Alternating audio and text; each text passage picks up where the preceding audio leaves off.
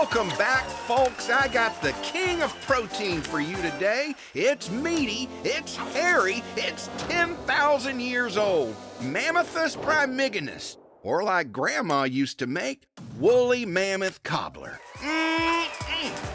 You remember sitting around the cave with the family once a year to get a little scoop of that woolly and a steaming heap of mammoth. Well, today I'm gonna show you how to get that mammoth in your mouth. That's right. Okay, we've got all the ingredients here. We're just missing one, the woolly mammoth. So let's head up to the nearest glacier with an ice pick and whack us out a mammoth flank. Here's the problem with that. Frozen, not fresh. We don't cook that way. So we're gonna have to make our mammoth from scratch. First, let's sequence that mammoth genome.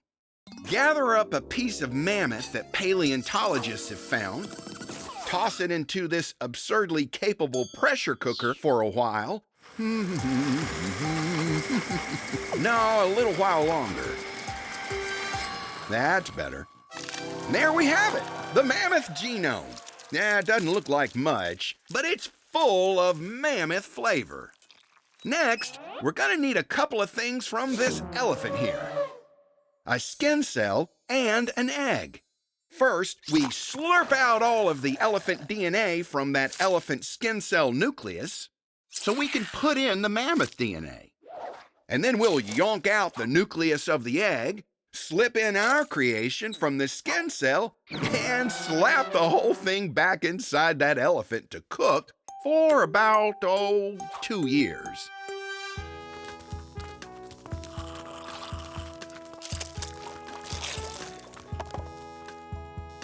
Oh yeah! That is smelling like something that doesn't smell too good.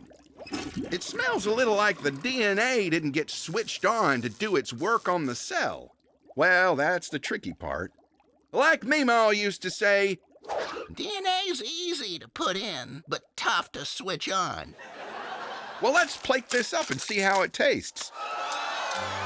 Oh, yeah, that is rancid.